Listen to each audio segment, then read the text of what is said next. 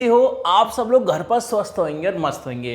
तो dear student, आज की वीडियो में अपन पढ़ने वाले हैं प्रश्नावली 1.2 का। अपन सीखने वाले हैं प्रश्न नंबर 2 उदाहरण नंबर 6। दोनों प्रश्न सेम टू सेम हैं। अगर प्यारे बच्चों आप सभी ने मेरी वीडियो कुछ पुरानी वीडियो नहीं देखी हो, मैं लाइन टू लाइन वीडियो को प्रोवाइड कर रहा हूं। अगर वो आपने मेरी वीडियो नहीं देखी हो तो डिस्क्रिप्शन में आपको प्लेलिस्ट की लिंक मिल जाएगी, वहां से कवर अप करके आगे की ओर आप बढ़ सकते हो। चलिए आज को टॉपिक करते हैं अपन शुरुआत। तो ध्यान से देखिए प्यारे बच्चों, मैंने आपको 1.2 का पहला सवाल करवाया था। जिन बच्चों ने पहला सवाल सीख लिया होगा उन बच्चों को ये वाला सवाल समझने में कोई भी दिक्कत नहीं आएगी। चलिए ध्यान से देखिए।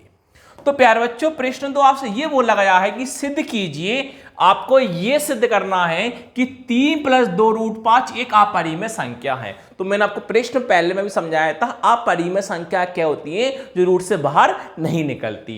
ये √5 है, रूट का 5 रूट के बाहर निकल सकता है क्या? नहीं निकल सकता। यही हमें अपरिमेय संख्या सिद्ध करना है। ये थोड़ी परिमेय है, इसमें थोड़ी भाषा ज्यादा है, समझने वाला थोड़ा सा काम कम है। चलिए समझते हैं।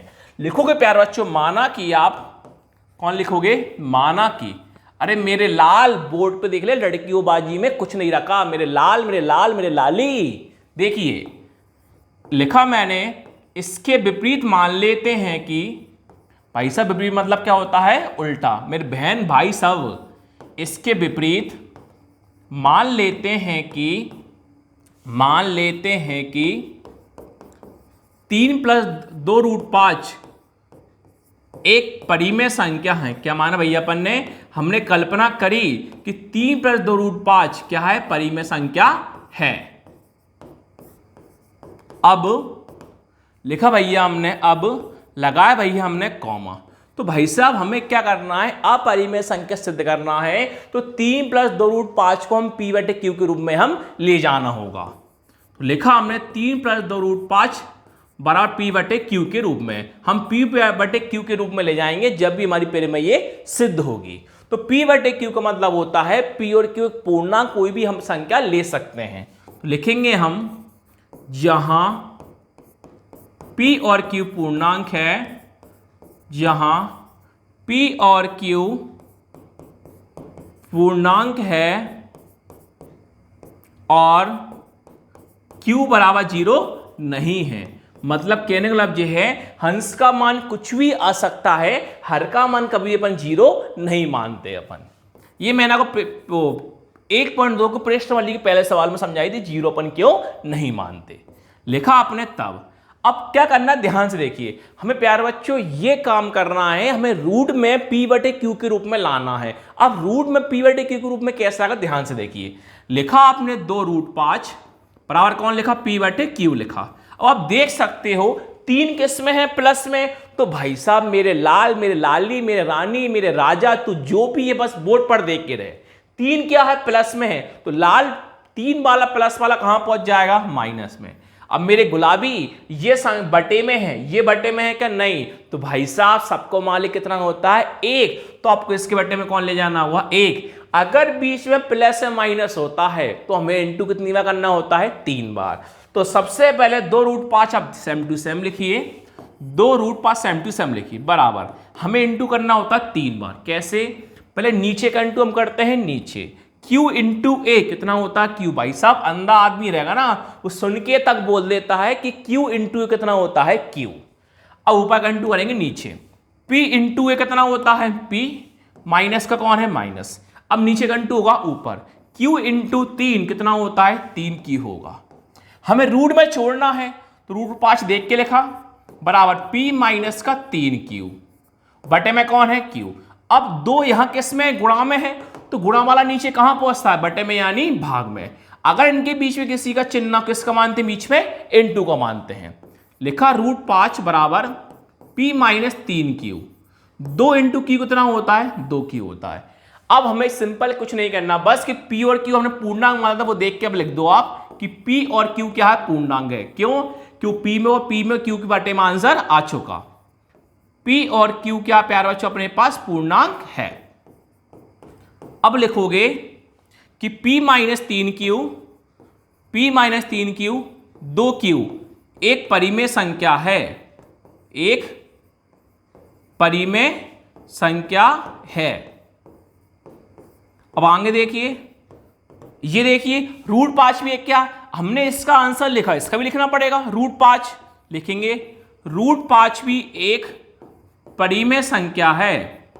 √5 भी एक परिमेय संख्या है।